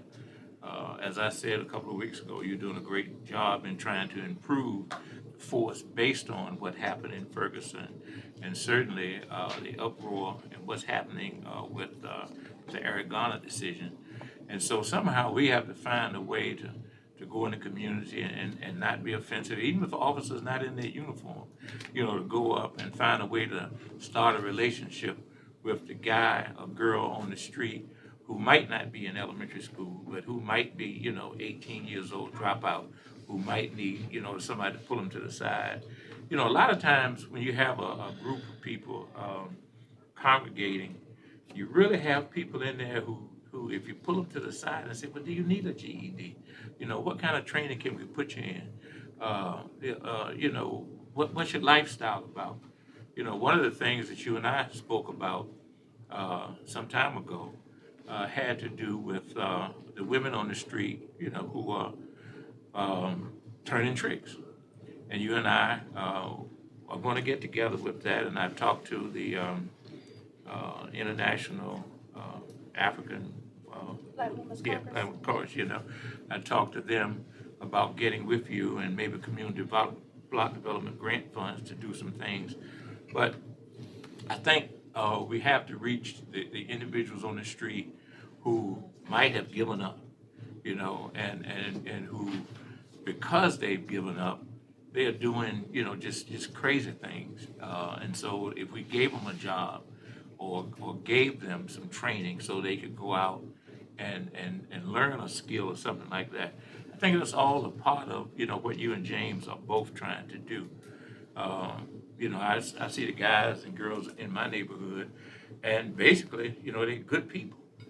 But they just need somebody to come up and say, well, look, do you need a job? Do you need to try to get your GED? What happened in your life to cause you to be immobile? And I think all of that is going to be a part of what you're trying to do and what James is trying to do to make our community successful, whether it's Huntersville, whether it's Berkeley, or, communities like that. And the job markets that you do during the summer, are great. Because it gives these youngsters an opportunity to do something wholesome. Teams with a Purpose is something wholesome. But we have to reach the individuals who might have on a bag of jeans and who might have braids, and we can't prejudge them because of their dress, because of their hairstyle, and find out what they need.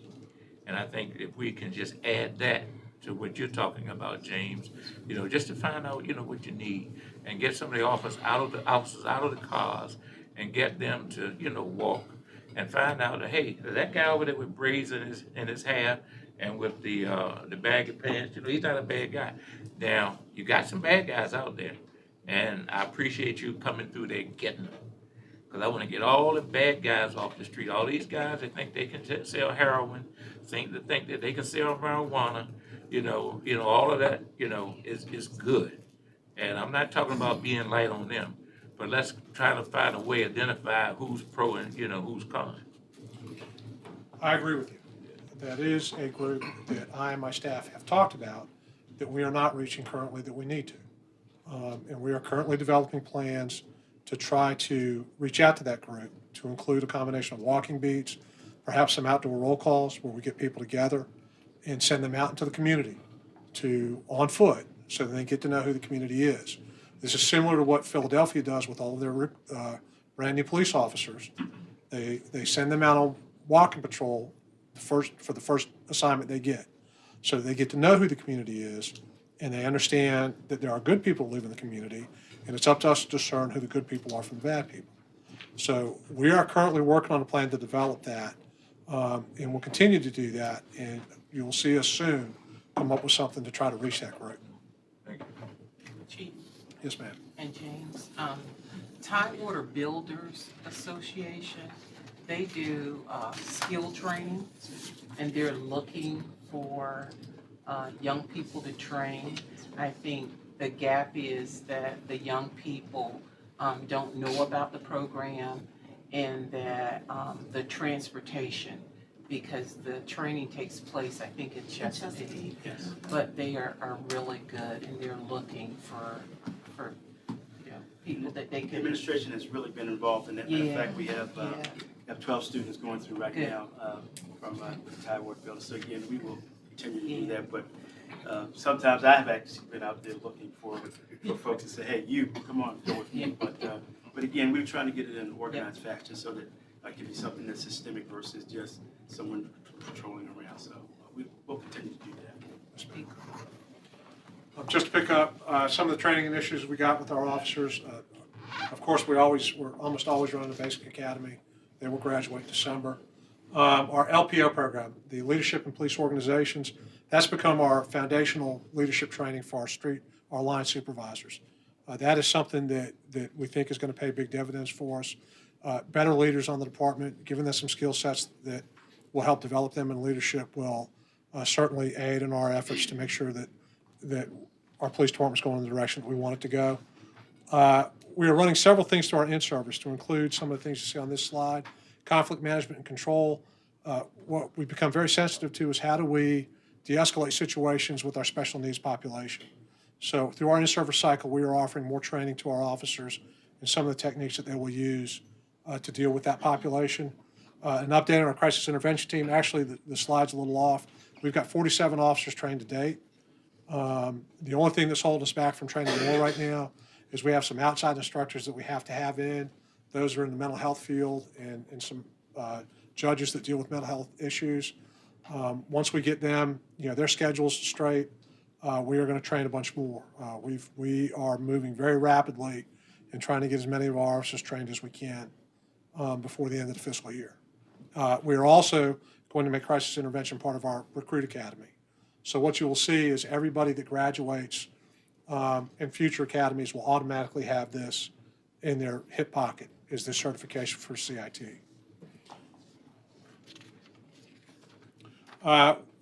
We've heard a lot about diversity and the police department's efforts at trying to be more diverse.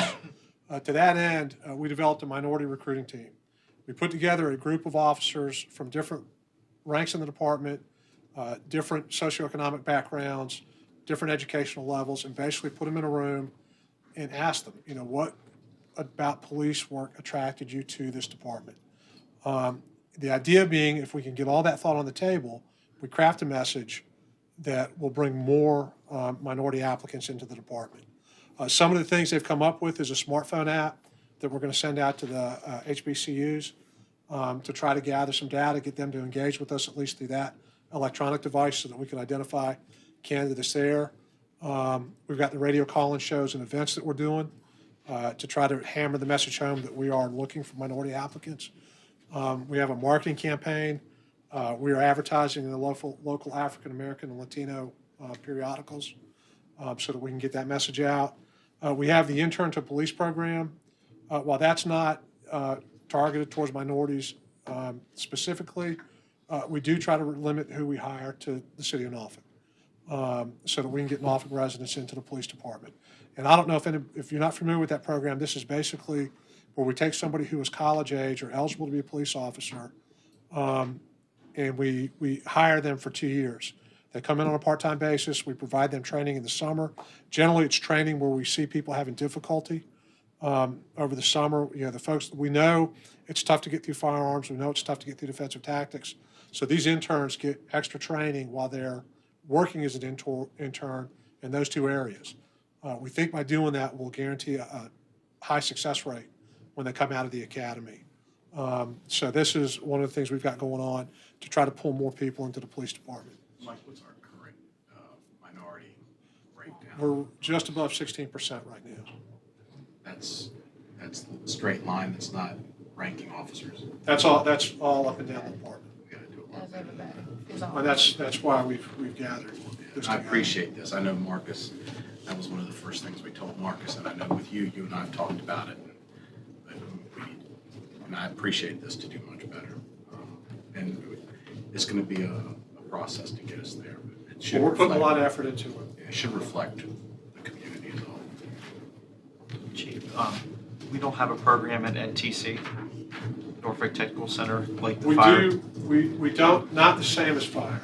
Okay. We do have a program where we introduce the children to police work, and we have a program that's run through that. And it's actually a really nice graduation that comes out, because I think the students get a lot out of being in that. But it's not the same with fire, where they can come right to us, because we don't hire until they're 21. Right. So that's the issue that we run into. We would like to recruit in the high schools. We really would try to get our hooks into them that early. The trouble is, what do you do with them between 18 and 21? Well, they should be going to TCC and doing something with criminal justice. Right. That should be the natural So if pathway. they can do that, get into the PSI, Public Safety Intern Program, while they're in TCC, and then come to us, we'll hire them at 20, because they're gonna turn 21 soon, and, we'll get them into the organization that way. They may just need somebody to help them buy what they need firearms-wise before they're 21. So how many students do they have now? I think the last graduation I went to, we were at least 15, we may have been a little bit more. Okay. And that's a good pathway in terms of going from the technical school to TCC. Have we worked on possibly identifying companies that may provide scholarships for students specifically going in that area? Because a lot of times the issue is financing college, and TCC is reasonable in terms of its tuition, but if you don't have it, and maybe your family doesn't qualify for a Pell Grant or something or another like that, then there are companies that do that kind of thing. It's just a matter of finding them and then putting those students from the technical center in connection with those scholarship opportunities, and that kind of helps us to keep tied to them and keep them on track. But it helps them to get their education, and it also gives us a good pool of residents to Yes, ma'am. pull from. We'll certainly take a look at that. So the other part is going back to what I said 2 weeks ago, the loss of the early years. I know you guys go in and do career fairs when the elementary schools have it, but that whole video, going in and talking in assemblies, making it mandatory that every elementary school student is in front of police officers every year with some video that doesn't star Anthony Burfoot. And, just, real kids talking about it and why it's important to do that and building that up, because you're dealing with the age group right now, either the high schoolers and that group, but I'm thinking about the future and 15 years from now and getting back into the schools. I know that with funding and cuts and things, that over time those kind of programs have kind of gone away.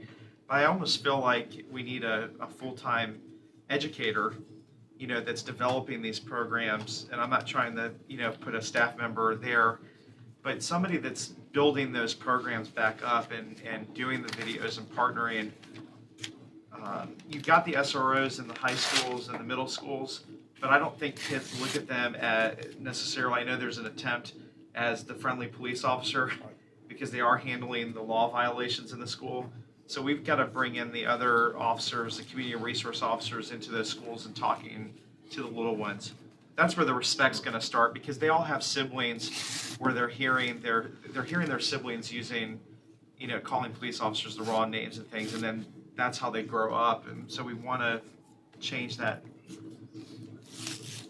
now, No, I totally agree, and we've had some discussions, and I would even take it a step farther, that there's this opportunity for us, and even in the elementary school, to get back to there's great value in public service. So somewhere in here, you're exactly right, that we have to start very early, and the chief and I have spoken about it as well as Dr. King. Chief, I'm sorry, Terry, Chief. Go ahead. No, you- I just wanted to say, both with James and the chief and Marcus, you know, I started with much of this with the visioning and engagement process 6-8 years ago when Dawn and I started with this. And what we identified then was what we were doing in Park Place was not working. And it hadn't worked despite all the money. And what we quickly identified was that unless you started with the neighbors and let them tell us what they needed, we were never going to make any changes. And when Marcus came on, he was quick to jump in on this, hence the neighbors building neighborhoods. We started to look for a chief. What we talked about in our neighborhood was we needed community policing. And that's what we looked for, and we're very excited about to get with Chief Goldsmith. And to answer Mr. Riddick, that's what we got in Park Place, were people that got, policemen that got out of their cars and walked in the neighborhoods and met the kids, and it totally changed the attitude. I mean, the success that we have met there with the community meeting the police and working together as partners has been fabulous. So I'm excited to see us working more of this citywide, because it really is a win-win situation for all of us. And I was excited that we got not only a city manager, but a director for this and a chief that embraced that idea. It's been great. Long time coming, but we're getting there. Chief, just a couple of things. We all believe this diversity issue in our police department is very important. And I think the plan here is the first time I've seen a plan, but you need a goal as well. And you can have a great plan, but unless you are committed to having certain outcomes or a goal, I mean, we'll never move the needle. We will not move the needle certainly as quickly as we need to. 16% is a shame right now. And so you need, Marcus, Chief, you need to set some goals for how quickly you can move that number. Well, I think that goal, I think Justice Department would tell you that goal is very simple. It should reflect the community that they police. And so it should really look into the percentages of citizens within the city should be where our goal should ultimately be. It shouldn't be anything less. Well, then that needs to be stated, is what I'm saying. Yeah, It needs to be. That should be nothing less than that. I mean, it needs to be on record, and this is the goal. And that's what that's where we're going. So, and Chief, I don't, I know in your recruiting plan, this is about the diversity issues, but I know you've hired some veterans. Yes, sir. And it seems to me that is a good a good place to go, where you might, get some good folks as well. Veterans So are an that- excellent fit with our organization, obviously. So, Okay. one of the things I want to point out in the last part of the slide, outside partnerships. We've been in talks with the NAACP, the faith-based communities, civic leagues. We've gone to job fairs. The idea behind this is, and getting to the point of, this can't just, we can do a lot of recruiting effort, but if it's not centered in the community, we're not going to get everything that we can get. So part of this is trying to center some of this in the community. The idea being that the community has to be somewhat responsible for recruiting and sending people to us as well. But you can't get that without the engagement that we're doing. If we don't do the engagement, then it's going to be hard for the community to buy in, sending their young people to us for careers. So it's all part and parcel of what we're trying to get done, to tie it all together. Some pictures of our neighborhood engagement, and I'm done. Thank you. It was a great presentation. James, Chief, thank you very much. Good conversation. Just a couple of things. When I asked for, what you all were doing, I was asking for a little bit more. I appreciate seeing the community engagement part, but I also want to know what you're doing with the officers in terms of training them in diversity appreciation and respect in diversity. You know, programs don't change attitudes. And some of the things that go on in police departments are culture, and they really do run deep, and it happens on both sides, whether it's distrust, rightfully so, or wrongly on a community side, or whether it's police officers. So one of the things I want is, you know, what kinds of training methods do you all employ? What changes have you made to your new recruits that you're bringing in addition to the community piece? But what are you doing to ensure that the recruits that come in are sensitive to all of the cultures that they service? And how do you handle situations? How do you go about de-escalating issues in the community? And, you know, I think Whoopi Goldberg said it best on The View. If you guys shoot to kill, we need to know that. We need you to say that, and we need to know that, because people need to know what they're up against when it comes to the police department. And then I also want to know, how do you handle racist behavior in the department when there are issues or complaints of racist behavior, comments, or actions? How is that handled, and what can citizens do? How can they, you know, how can citizens protect themselves against officers who are not good officers? Because all officers aren't bad, but all of them aren't good either. And so those are some of the kinds of things I really like what you're doing, but those are some of the kinds of things that I would like to see. What is the training that's happening in the police department that is developing that new culture? You want me to do that right now, or you want me to wait? No, you come back. No, You come back. Because we need to get David up here, because this matter we're actually voting on tonight. Mr. Manager, you ready? Yes, sir. Winter's gonna pull the chain so that you can have time for closed session. No, don't you need to do this? Yes, we'll do Okay. that. Okay. Mr. Mayor, members of council, Mr. Manager, I realize there's a hard press for time, so I'm going to be very, very brief. This presentation that's before you today is in regards to the lease and operating agreement for the golf courses. It's a carryover item from the last city council meeting on November 25th, in which council requested a recommendation from administration. It's also IB1, the first item on the city council's docket for tonight. It's also important to note that this recommendation will find its foundation in the guiding principles of being a well-managed government. This presentation will provide an overview of the process to select an operator for the city's golf courses, while also providing a brief history of the city's golf operation and an overview for the invitation to bid and proposal.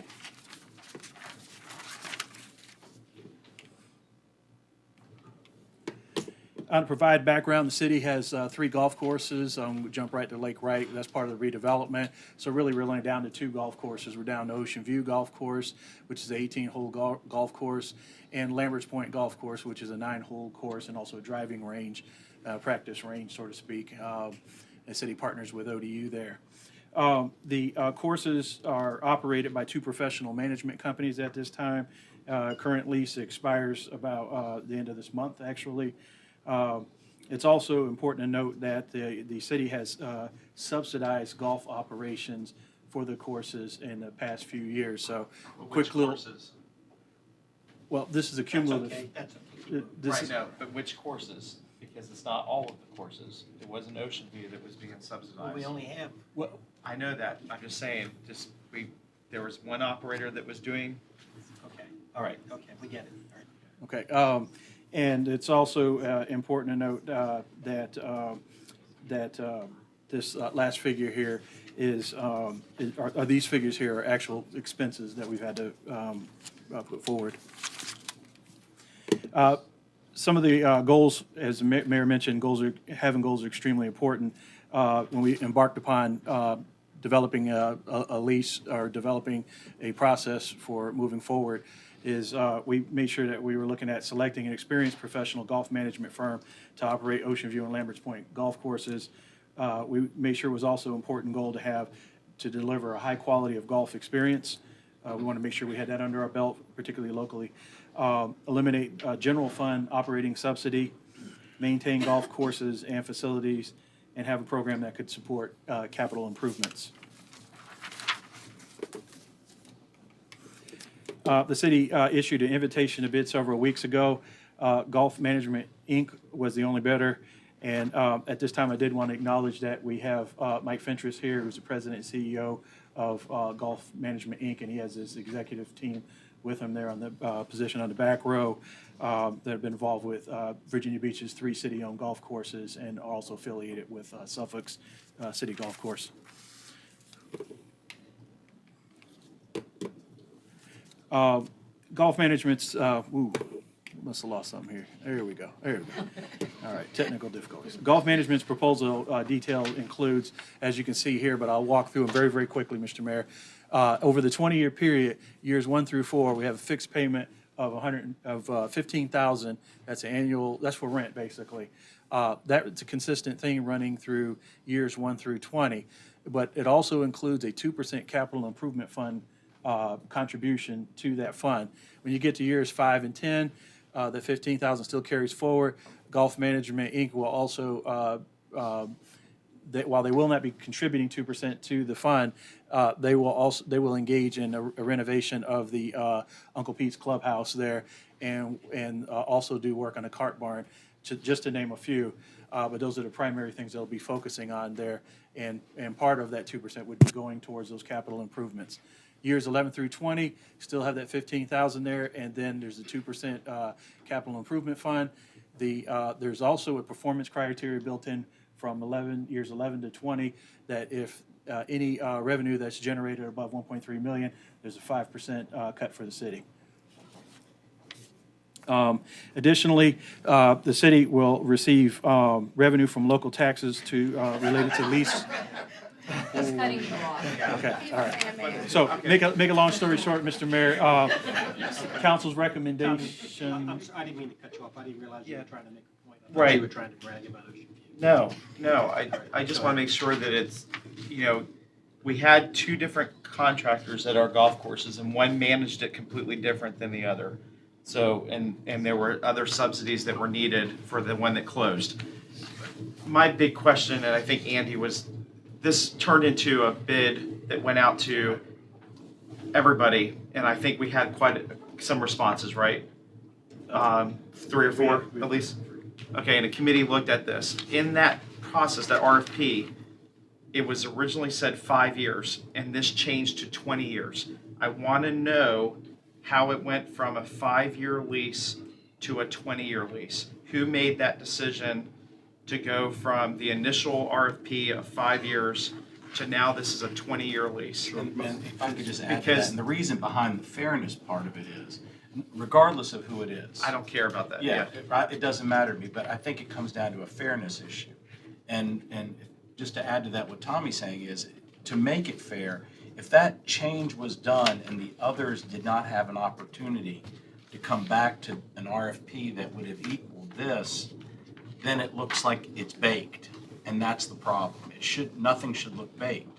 If there was an RFP before and it changed to this, then the people who submitted to the RFP, I don't know who they are, should have had an opportunity to resubmit an RFP with these changed criteria. Otherwise, it appears baked to the public, and that's the problem I have with it. Sure. So, David, if I'm wrong, step in.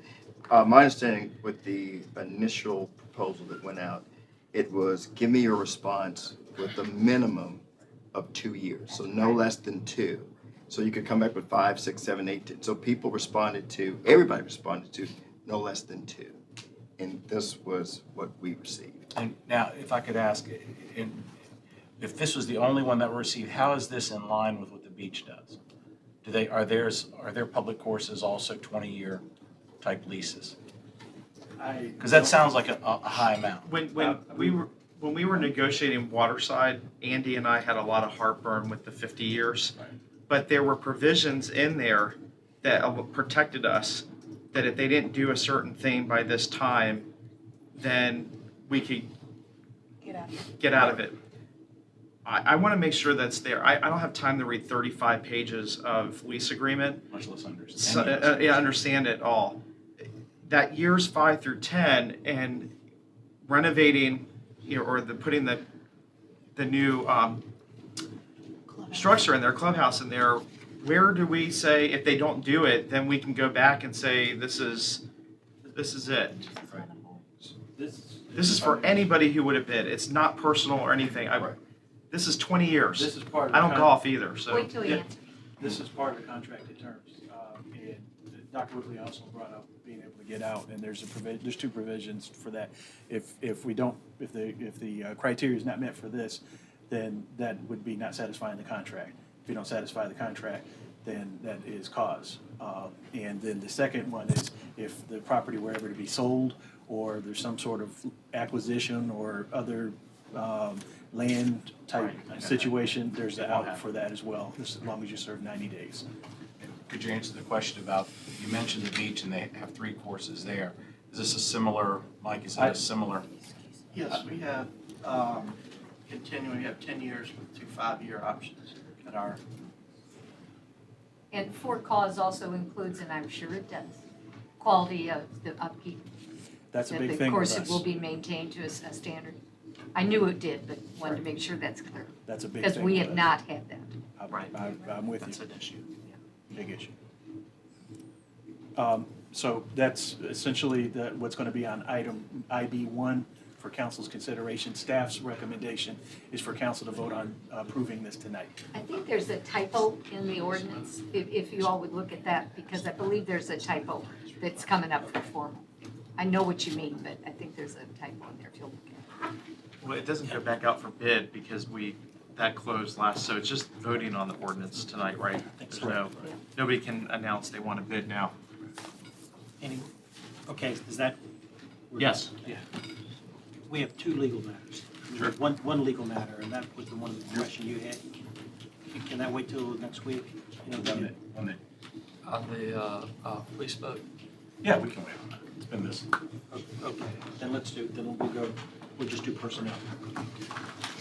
Move that members of the council assembling formally in closed meeting on December 9, 2014, at 6:55 PM. Hey, Mark, Clause- all right. for Okay, everybody purpose to go. set out in clause 1 of the Freedom of Information Act, and that is discussion of the assignment, appointment, promotion, performance, demotion, salaries, disciplinary, or resignation of officers, appointees, or employees of the city. Ms. Johnson? Mr. Protogiris? Aye. Mr. Riddick? Aye. Mr. Smigiel, Aye. Dr. Whitley? Ms. Williams? Mr. Nguyen? Mr. Frame? Aye.